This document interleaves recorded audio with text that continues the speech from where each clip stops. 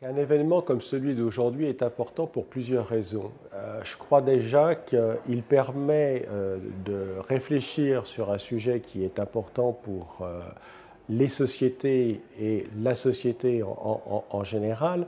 Et puis surtout, ça permet de voir, de faire évoluer les mentalités. Donc ça, je crois que c'est quelque chose qui est indispensable. L'autre avantage que j'y vois et qui donne de l'importance à cet événement, c'est de pouvoir partager des expériences qui ont été faites par certains, de savoir ce qui se fait dans certains pays, dans certaines sociétés, et de pouvoir essayer d'en tirer le bénéfice que l'on peut pour pouvoir le transformer ensuite dans sa propre société pour essayer de progresser vers quelque chose qui soit le plus réussi possible.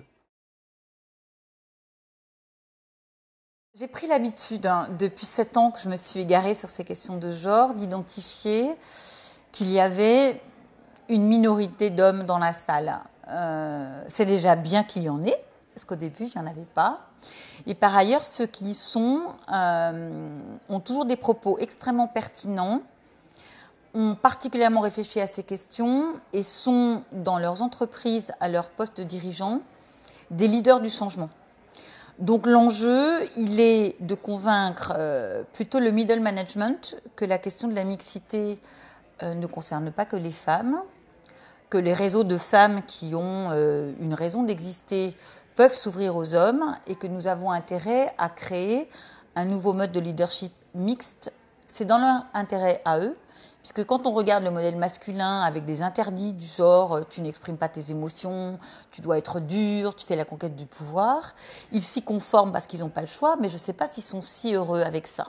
Je pense que quand on aura réussi à faire évoluer ce modèle, et il y a vraiment des choses qui bougent dans de nombreuses entreprises et dans le système, dans la culture, je pense à la génération Y qui réagit tout à fait autrement, on aura gagné. Donc le nouvel enjeu là, très immédiat, c'est comment arriver à engager les hommes sur cette question de mixité. La diversité est un véritable sujet aujourd'hui pour les entreprises, pour plusieurs raisons.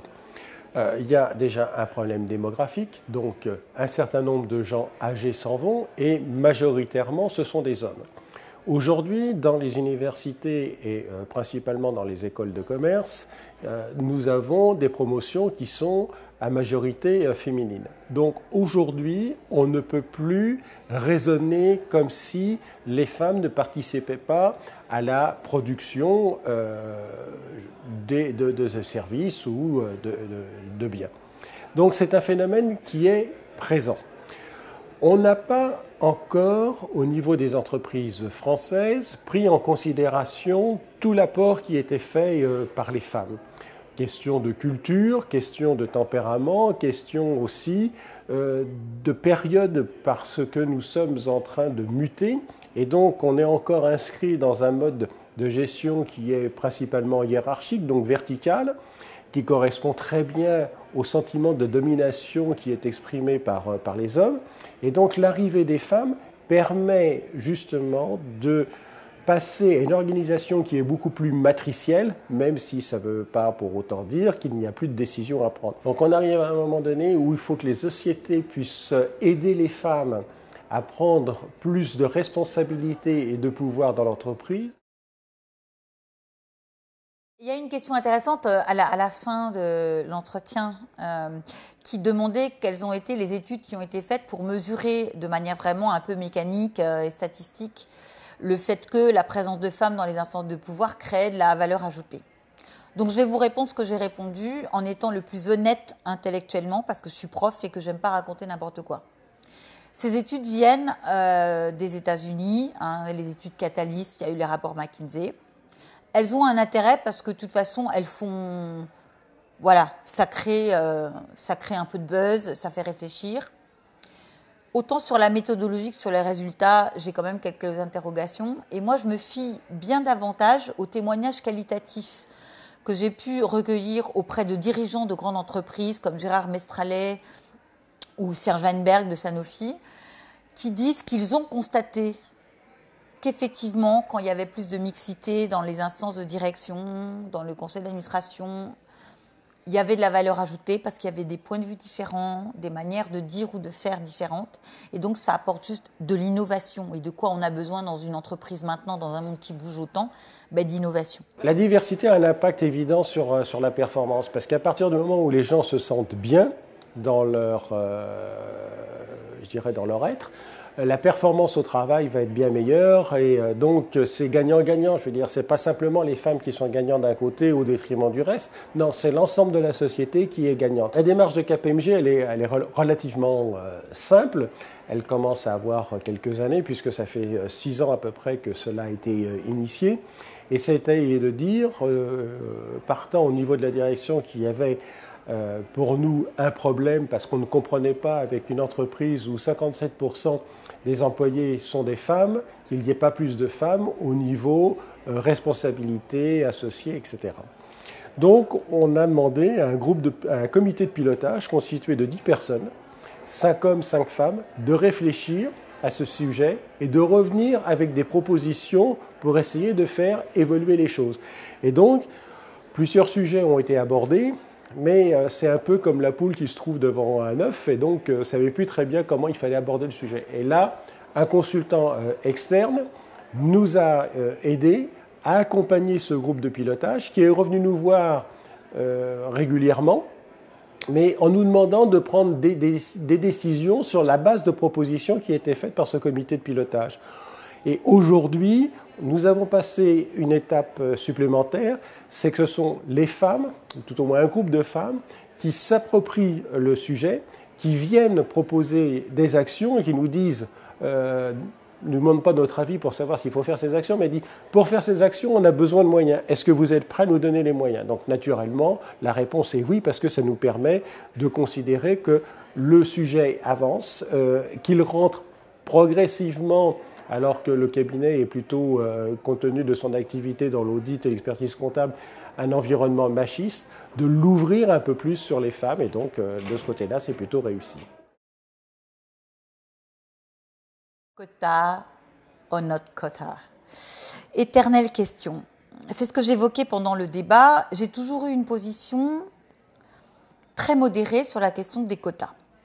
En France, j'étais plutôt pour, parce qu'on a une tradition légaliste et que malheureusement, il ne se passe pas grand-chose quand il n'y a pas de loi. La loi démontre qu'elle a un effet levier. Je l'appelle ouvre-boîte. C'est pas très joli, mais on voit bien ce que ça peut donner. À partir du moment où les entreprises n'ont plus le choix, elles vont bien être obligées de s'emparer de la question et de réfléchir à toutes les questions auxquelles elles auraient dû réfléchir toutes seules. C'est-à-dire où sont les femmes compétentes, comment est-ce qu'on les fait monter, comment est-ce qu'on les accompagne pour qu'elles montent dans ces espaces de pouvoir. En revanche, à l'échelle européenne, et il y a eu un débat avec la proposition de Viviane Reding, je suis plus nuancée. Je travaille beaucoup sur la question européenne, c'est quand même ma tasse de thé en dehors de l'engagement sur les femmes. Il y a des pays où on atteint des résultats sans loi, je pense au Royaume-Uni qui a beaucoup progressé. Ils ont des codes de gouvernance, des cultures de gouvernance qui passent par, on appelle ça la soft law. Et je pense que les entreprises ont une résilience, ont une capacité plus importante à se bouger. Le système a moins d'aversion au changement qu'en France. Donc je suis plutôt pour le quota dans des pays comme la France, et c'est souvent les pays latins, et pas forcément pour le quota dans des pays où on peut utiliser d'autres outils. L'important, c'est qu'il y ait une dynamique, et cette dynamique, elle doit être créée surtout parce qu'on doit avoir envie de faire monter des femmes dans les conseils, dans les COMEX, dans les CODIR, dans des fonctions de business unit, parce qu'elles démontrent qu'elles apportent autre chose, des compétences, d'autres manières de faire. On est en train de travailler en RH sur le modèle idéal de leadership. Tout le monde sait que c'est un leadership qui mixte les valeurs masculines classiques avec plus d'empathie, de l'émotion, l'exemplarité, l'éthique, et que ça, c'est très partagé par les femmes. Autrement dit, je pense que ces moteurs féminins, je mets des guillemets parce que ça peut être partagé par des hommes qui ont un peu travaillé sur eux, ils sont très adaptés à l'entreprise de demain. Donc, il y a une dynamique qui se crée. Je pense qu'il ne faut pas lâcher parce qu'il y a aussi des résistances. Le système a une très grande capacité à s'auto-reproduire, et particulièrement dans des vieux pays comme le nôtre. Donc, la question de la féminisation, en fait, elle interpelle la question de la modernisation du système. c'est vrai pour l'entrée des jeunes dans le système, c'est vrai pour qu'est-ce qu'on fait des seniors, qu'est-ce qu'on fait des minorités ethniques. Hein. Simplement, l'interpeller par les femmes, comme ça représente 50% de la population, ben, en gros, ils ne peuvent pas contourner le problème. Les quotas, est-ce que c'est une bonne démarche ? Je considère que les quotas ne sont pas une bonne démarche parce que, pour moi, elles ont un côté, cette démarche a un côté réducteur. Pourquoi ? Si vous voulez, si on dit pour changer quelque chose, il faut des quotas, je considère que c'est constaté par avance que c'est un échec. Donc, ce qui est plus important pour moi, c'est de faire bouger l'état d'esprit des entreprises. Ça prend certainement plus de temps, il faut davantage convaincre les dirigeants, mais d'un autre côté, je trouve que c'est beaucoup plus satisfaisant de voir son entreprise évoluer en fonction de ce qui lui est proposé, plutôt que de se le voir imposer par des règles gouvernementales, des lois ou des tas de normes, donc, qui sont au détriment de la personne. Donc les quotas, je n'y suis pas favorable. D'un autre côté, je suis bien obligé de reconnaître que les quotas permettent une prise de conscience et éventuellement d'avoir un levier. Mais pour moi, ce n'est quand même pas la meilleure des démarches que l'on puisse avoir.